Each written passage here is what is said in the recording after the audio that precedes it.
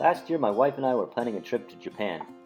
Our family friends were living and teaching in Nishikope, a village on the island of Hokkaido. The village acts as a sister city to the Juno School District. We planned to visit our friends in the snowy north, but first we would explore central Japan.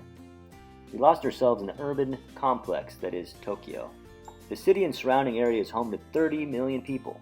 Shrines and modern landscapes mixed together in a beautiful and bizarre array of human activity, complete with what? Giant spiders? Ah! Help! We made our way to Kyoto and found some relative quiet and calm. We awoke early the next morning to beat the rush to Nara, a mountain path with thousands of torii gates. It is a powerful place where people commune with their ancestors. In the past, I had worked as a caregiver with the elderly. I couldn't help but think of the many clients who'd passed on. Just about all these elders I worked with were veterans, mostly from World War II. 70 years ago, the Japanese were their enemies. Walking through the torii gates is a healing, transformative experience, which made me wonder about my own life and the next steps that I would take on my life's journey. A few days later, a giant Buddha caught our attention as we walked along an ancient winding path.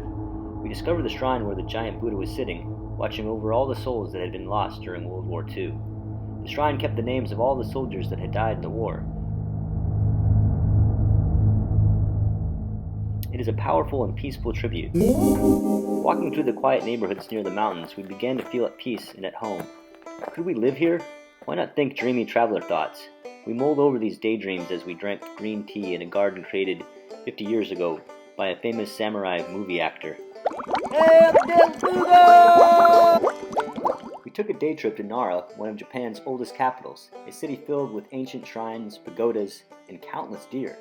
They are held as sacred and wander the city freely. They fear no humans, intermingle with tourists and locals, as well as traffic. Stop and look both ways, buddies.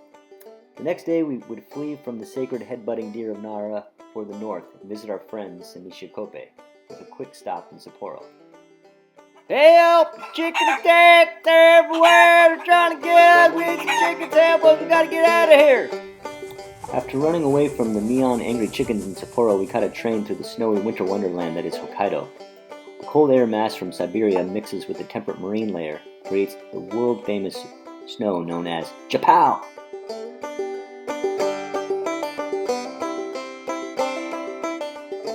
Soon after our arrival in Nishikope, we visited the local elementary school for a special lunch and tour.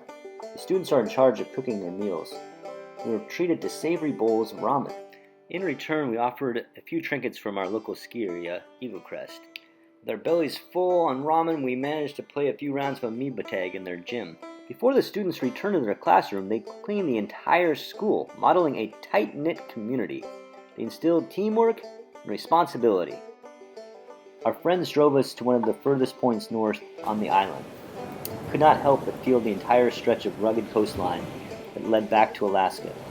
At that moment, I felt very connected to both places. The world was smaller, and I felt I could take the next step in my life. When I returned to Juneau, I would apply to UAS and complete a master's in teaching.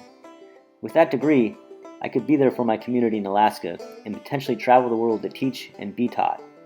I'm on that path now, and I thank our journey to Japan for setting me on my career path.